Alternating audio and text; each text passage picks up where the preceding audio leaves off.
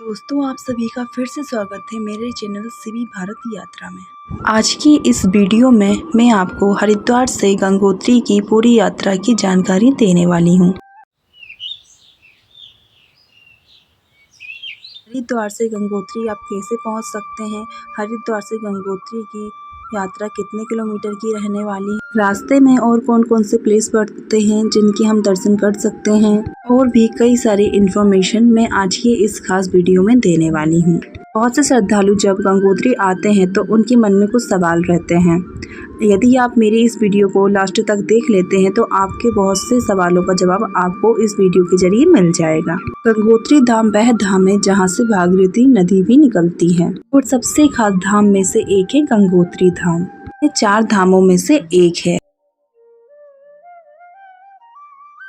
यहाँ पर देश अथवा विदेश से लाखों भक्त यहाँ पर दर्शन करने के लिए आते हैं और माता गंगा जी का आशीर्वाद भी लेते हैं। यदि आप अभी तक वीडियो देख पा रहे हैं तो प्लीज मेरे चैनल को सब्सक्राइब करना बिल्कुल भी ना भूलें। मैं आपको चैनल के जो धार्मिक प्लेस है, जो अच्छी घूमने की जगह है, मैं उन सभी की जानकारी इस चैनल के माध्यम से आप लोगों को देते रहूँगी।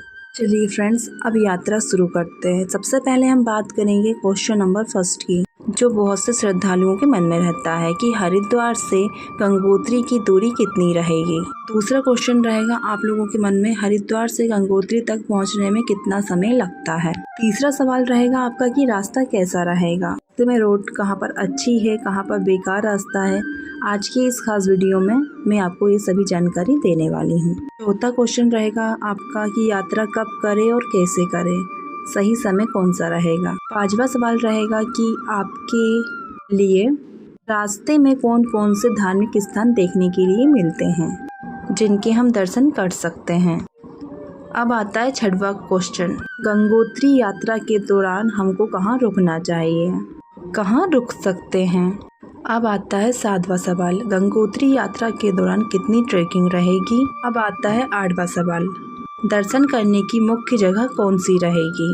गंगोत्री धाम के पास आसपास और भी कौन कौन सी जगह है जहां पर हम दर्शन कर सकते हैं। अब आता है 9वां सवाल, गंगोत्री धाम में कैसा मौसम रहता है, महीने में किस प्रकार का मौसम रहेगा। ये सभी जानकारी आज की इस वीडियो में मैं देने वाली हूँ। अब आता है 10वां सवाल, यह बहुत से श्रद्धालुओं के मन में रहता है कि यहाँ पर दर्शन करने में आपको कितना खर्चा आता है इस यात्रा को करने में। ये इस वीडियो में मैं देने वाली हूँ। तो फ्रेंड्स, वीडियो को लास्ट तक ज़रूर देखिए और अच्छी लगे तो अपने फ्रेंड्स और दोस्तों के साथ शेयर करना बिल्कुल भी ना भूलें। फ्रेंड्स, पहले सवाल को देखते हुए अब हम बात करेंगे कि हरिद्वार से गंगोत्री की दूरी कितनी रहती है। तो फ्रेंड्स, जो हरिद्वार से गंगोत्री की जो दूरी रहेगी वो 290 किलोमीटर के आसपास की दूरी रहने वाली है। हरिद्वार से जब आप निकलेंगे तो ऋषिकेश से होते हुए नरेंद्र नगर, उत्तरकाशी होते हुए, हर्षिल होते हुए आप गंगोत्री धाम तक पहुंच जाएंगे। और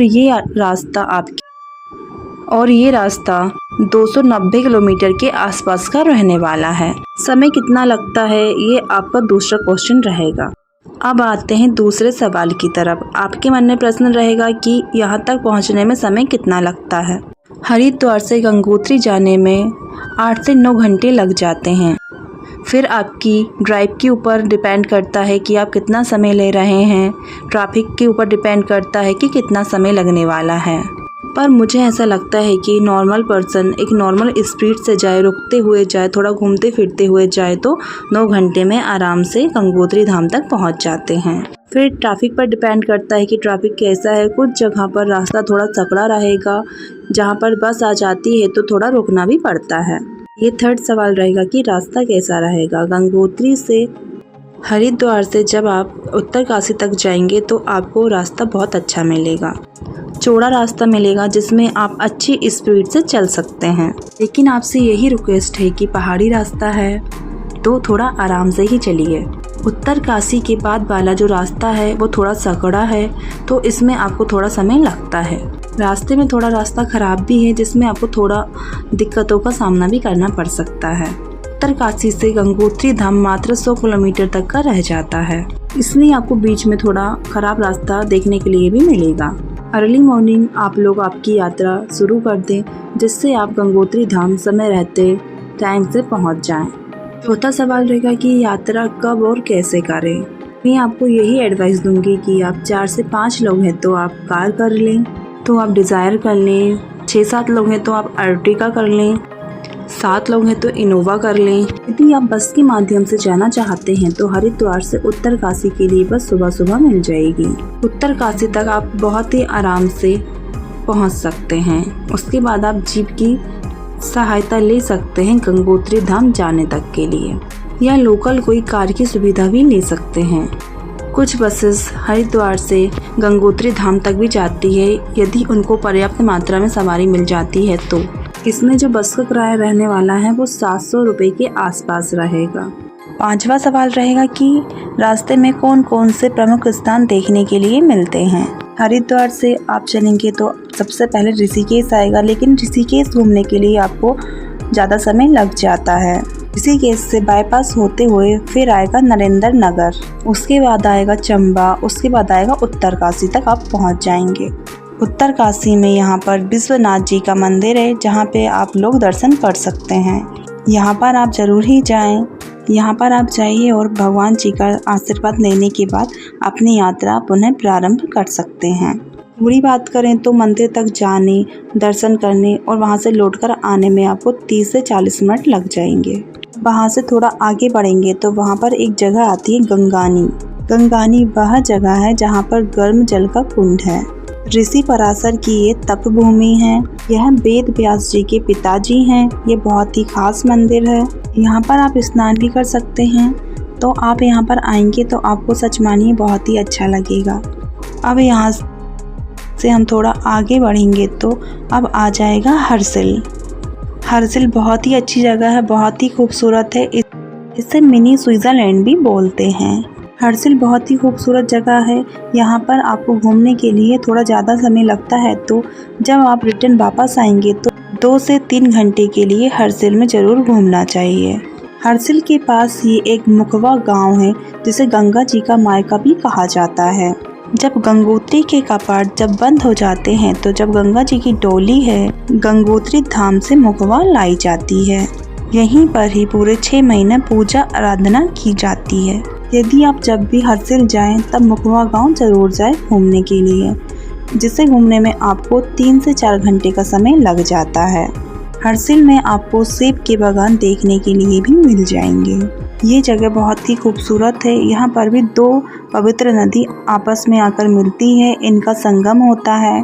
हर्षिल से जैसे ही आगे बढ़ेंगे तो थोड़ा आगे भैरव घाटी आती है। यहाँ पर आते हैं तो लोगों का बोलना है कि यहाँ पर भैरवनाथ बाबा के दर्शन जरूर करना चाहिए। ये मंदिर बिल्कुल रास्ते में ही पड़ता है। आप जाते समय भी दर्शन कर सकते हैं, और यदि आपके पास टाइम थोड़ा कम है तो आप लौटते समय भी इस प्यारे से मंदिर में दर्शन कर सकते हैं। एक और बहुत ही फेमस जगह है, यहाँ से भैरव घाटी से ही गढ़तांग गली के लिए रास्ता जाता है। यह बहुत ही फेमस एक ट्रैक है। ये ट्रैक बहुत ज़्यादा फेमस हो रहा है ये ट्रैक बहुत ही फेमस हो रहा है 3-4 सालों से। तो आप भी इस प्यारी से ट्रैकिंग को ज़रूर करें। लगभग 2 किलोमीटर का यह ट्रैक रहने वाला है।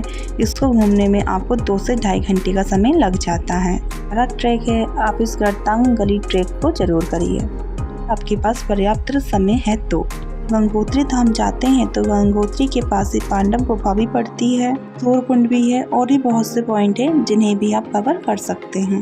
ये है जो मेन जगह है। गंगोत्री धाम पहुंचेंगे जो जगह में पड़ती है तो आप इन जगहों को कवर भी कर सकते हैं।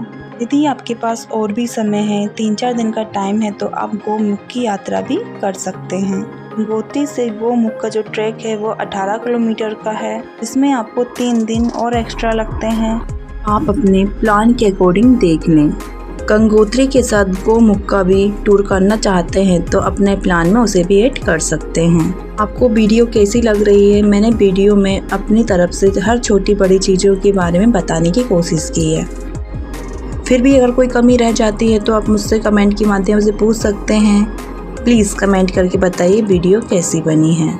अब बात करते हैं 6वें क्वेश्चन की कि आपको गंगोत्री धाम में कहाँ पर रुकना चाहिए। गंगोत्री में अगर रुकना चाहते हैं तो आप अर्ली मॉर्निंग सुबह जल्दी चल पड़े हैं तो आप आराम से गंगोत्री धाम तक पहुंच सकते हैं। गंगोत्री में आपको होटल्स, होम स्टे, रिजॉर्ट हैं, आप वहां पर भी रुक सकते हैं। गंगोत्री धाम के आसपास यूँ तो बहुत सारे होटल, रिजॉर्ट वगैरह आपको देखने के लिए नहीं मिलते हैं। जब यात्रा चलती है तब पूरा पैक रहता है, इससे आपको रूम नहीं मिल पाता है। इसलिए आप अर्ली मॉर्निंग निकलेंगे तो आप गंगोत्री टाइम पर पहुंच जाएंगे और आपको बहुत ही आसानी से रूम भी अवेलेबल हो जाएगा। और भी बहुत से लोग हैं जो गंगोत्री यात्रा में लेट हो जाते हैं, रात हो जाती है, टाइम से नहीं पहुंच पाते हैं तो वो उत्तरकाशी में वह नाइट स्टे करते हैं। उत्तरकाशी बहुत बड़ा डिस्ट्रिक्ट है जिसमें आपको रूम की सुविधा अच्छी खासी मिल जाती है। यहाँ से आप लोग अर्ली मॉर्निंग गंगोत्री धाम होकर आकर फिर रात में वहीं स्टे कर सकते हैं। आप चाहें तो आप हरसिल में भी रुक सकते हैं। हरसिल से गंगोत्री धाम की दूरी 40 किलोमीटर की रह जाती है। हरसिल में रुककर आप वापस हरसिल में नाइट स्टे भी कर सकते हैं। में रूम थोड़े ज़्यादा महंगे मिलते हैं क्योंकि वह पूरी तरह से टूरिस्ट एरिया है। चाहें तो यहाँ पर भी स्टे कर सकते हैं, नहीं तो उत्तरकाशी में भी स्टे कर सकते हैं।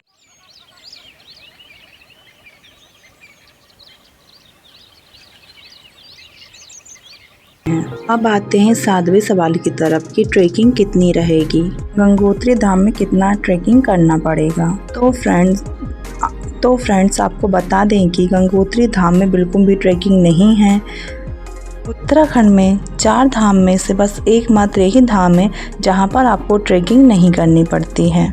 एक धाम और है बद्रीनाथ धाम, जहां पर भी आपको ट्रैकिंग नहीं करनी पड़ती है। फ्रेंड्स, जहां पर आपकी कार पार्क होगी वहीं से आपको मात्र आधा किलोमीटर की जो दूरी है गंगोत्री धाम की, बस आपको वहीं तक चलना पड़ेगा।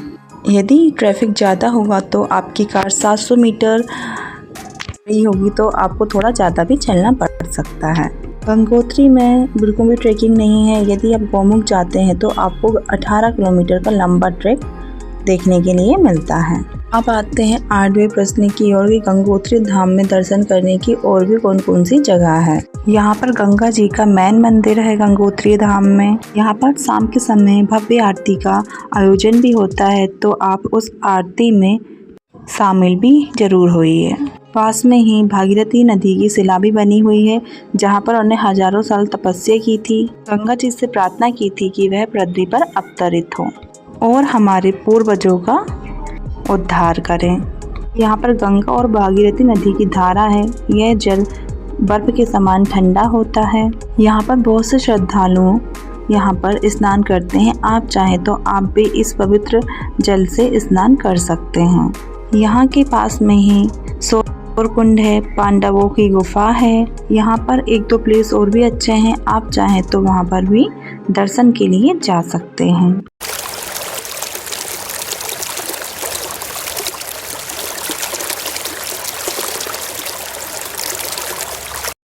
बात करते हैं 9वें क्वेश्चन की कि गंगोत्री धाम का मौसम कैसा रहता है। गंगोत्री धाम में अभी बहुत ज़्यादा ठंड है। यहाँ पर 10,000 फीट की ज़्यादा ऊंचाई भी रहती है।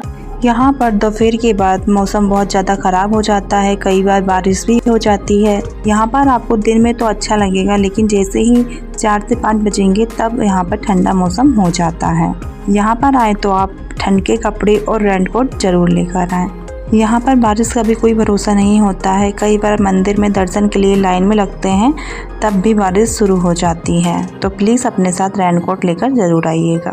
अब पढ़ते हैं 10वें क्वेश्चन की तरफ कि कितना खर्चा आएगा एक व्यक्ति को हरिद्वार से गंगोत्री की यात्रा करने में कितना खर्चा आता है। यदि आप बस के माध्यम से गंगोत्री धाम तक जाते हैं तो मान के चलो 700 से 800 रुपये लग जाते हैं पर पर्सन के हिसाब से।